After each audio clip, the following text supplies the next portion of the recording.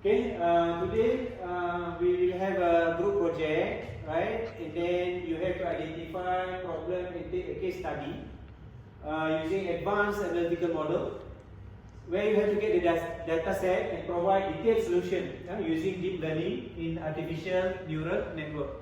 Okay, you have to provide step by step on how data been analyzed with deep learning techniques. Okay, and as a guide, you can use this cross-industry standard process for data mining, as we have learned in our class.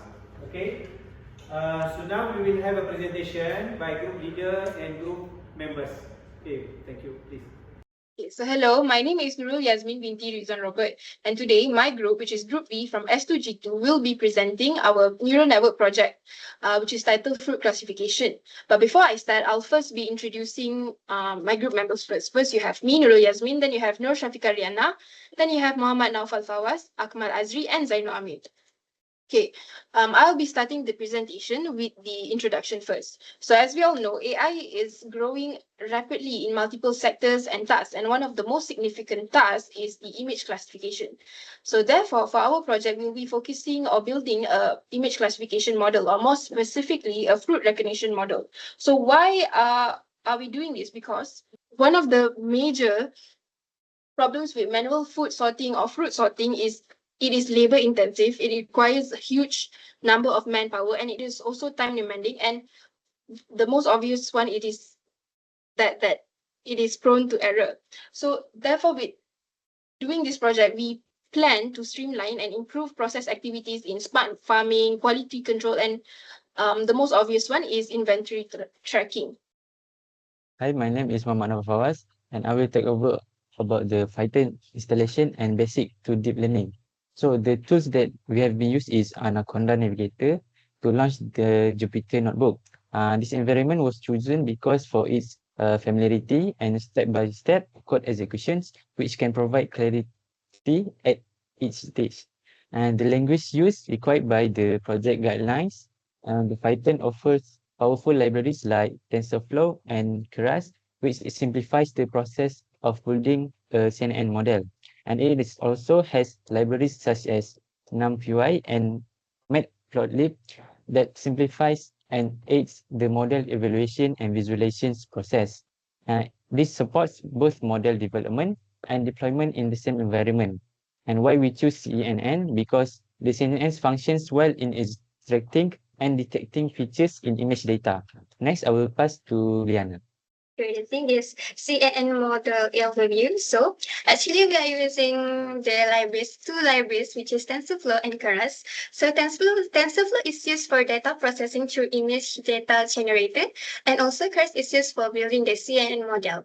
So in our project, we use the data preparation, which is we have three: normalization, resizing, and RGB format. For the normalization, the pixel used will rescale from 0 to 255 to 1 and 0, since we are going to be like turn it better with a similar value, the smaller value. And then for the resizing, all the image will also resize to 100 times 100 pixels to ensure consistency on data shape and size. So since our project is actually using colorful like green, red, yellow, so we are using the RGB format. This is to ensure that the model is able to distinguish the fruit based on its color. And then, as you can see here, the model architecture, we have 5. We have input shapes, column V, 2D, max pooling 2D, flatten, and dense. And then for the input shape, we set values during the data prep. And then the CON2D, we add the new conventional layer that applies filter to detect important features. For max pooling 2D, we consider the only important features for each kernel. Like, therefore, it will be reducing the computation time. And flatten, we change the data format to 1D so it can go through the dense layer. And for the dense, we perform decision making by learning pattern and making final prediction. So I will pass to the next presenter. So I'll be talking about the raw data used for the project. So the raw data was sourced from Kaggle, and the original raw data contains images of fruit organized into subfolders, which is really important because we are using the function flow from directory in our coding, so it can be extracted easily into our model. And then the original data set had 33 classes, but for this project, we only used 8 classes to simplify the process and reduce the computation time, because the original data had 22,000 plus images. And then all the images in those subclasses or subfolders vary in lighting and angles, therefore giving the model variety and diversity to learn from, and in hopes that it could increase the prediction accuracy. So that is all for me. I'm the one that going to talk about the learning process phase. So as you can see here, the project begin with the data collection. So the data collection that we decided to collect at the Kaggle website named Fruit Recognition Dataset that downloaded from Kaggle named from ZAINI. So from the dataset, let's talk about the data pre-processing and data prepping. So the dataset of data consists of 33 fruit classes, but only 8 were selected for this project. Then for the model construction, where CNN, which is convolutional neural network, is designed using Python. So the architecture consists of multiple layers, including convolutional layer for dense layer for classification. And then the model will be compiled using the optimizer and performance metric. Once compiled, the model proceeds to the training phase. For the model training, we are using set epoch of 10 for multiple training cycles. Then for that, after training, the model is evaluated using the test dataset to measure its predictive capability. So for the result interpretation, it will visualize loss and accuracy to understand the model performance. So for next page, I'm going to talk step by step the process. For first one is data set source, which is from, as I mentioned before, from Kaggle, that from 33 fruit classes, we're going to reduce it for the clarity and more accurate output. Then for the pre-processing applied, we decided to resize to 100 pixel that will values normalize it. Then for the batching one, the data loaded in batches of 32 for consistent input and better performance. For the setting of our training, the model trained over 10 epochs using the other optimizer and categorical conspiracy loss. So as you can see here, there are the result and finding here. So I'm going to sort out one by one. So for the first one is training accuracy. It improved from 75.09 to 100 over 10 epochs. Then for the validation accuracy, the result is rose from 95.05 to 100 to final loss drop to 0.0017. Then for the overfitting fix, the additional image added to improve the generalization. Then the confusion matrix, it's mostly correct prediction. Only the minor confusion in the similar food. That's all from me. I'm going to pass it to the next person. So I will be explaining about GL model analysis and output. So for the training overview, the model we use is CNN and train it using TensorFlow and Keras in Python. So for the dataset, we have 1,000 of labeled fruit images across 8 selected categories. So we have 10 epochs for the training phase and using accuracy as the evaluation metric. So after that, we encounter some challenges, which is overfitting in early iterations, which leads to poor generalization. So for the solution, we suggest that we should add more image to each fruit class to improve dataset diversity. So based for the model results, the training accuracy increased from 75.09% to 100%. And validation accuracy improved from 95.05% to 100%. So for the confusion metrics, most of the classes are correct, but there's still minor errors in similar fruits like apple and strawberry. So for the conclusion, CNN model performed with high accuracy and low loss, proving effective for real-world fruit image classification. So I will pass to the another person for the next slide.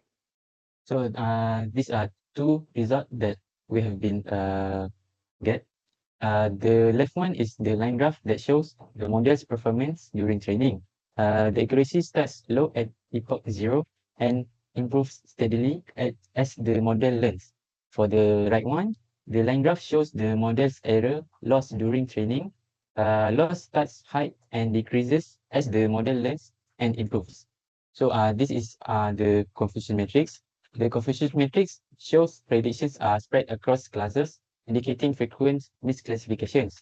The weak diagonal pattern suggests the model struggles with similar looking fruits like the Brabant apples and strawberries. This highlights the need for more training data to improve accuracy. So this is the result. The left one is the correct prediction. Meanwhile, the right one is an incorrect prediction. So I'll pass to next person. So we have come to the end of the conclusion of our project. So actually, the ZAINI model that we create is accurately classified into various fruits, sometimes like banana, kiwi, strawberries, using area over calculator.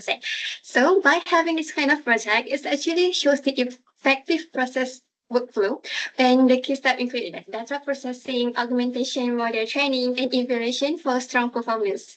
And it is also useful for automated sorting, smart farming, retail inventory, and quality control in agriculture for real-world application.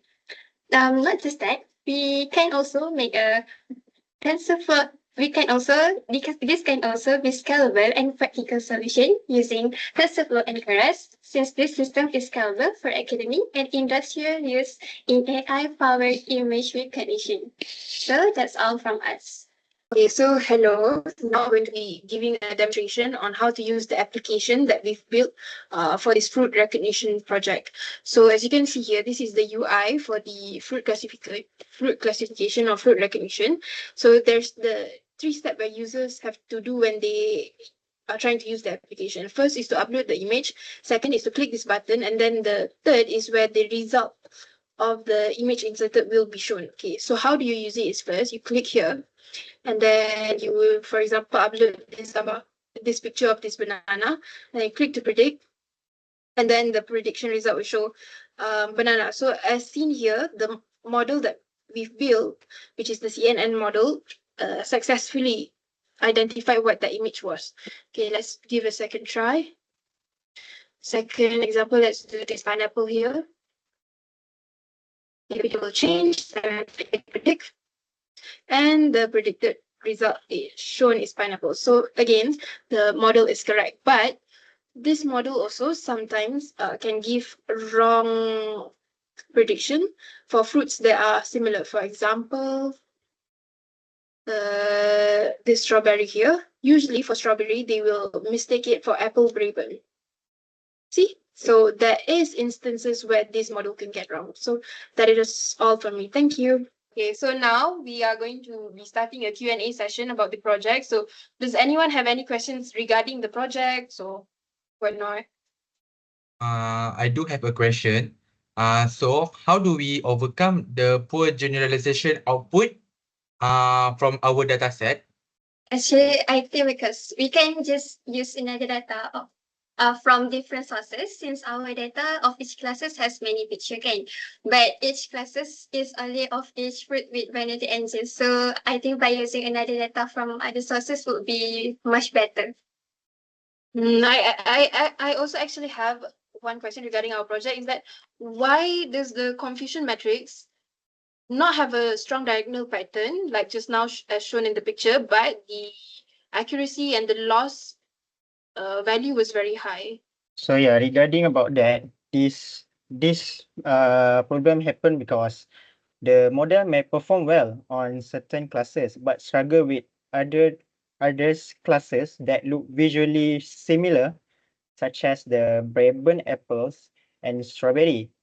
But since that the accuracy is an average measure, so this means that even if some classes are performing well, but it might be mistaken for another classes to predict it.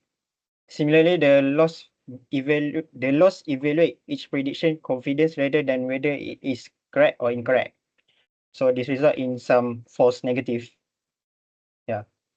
Okay, thank you. Does anyone else have any questions?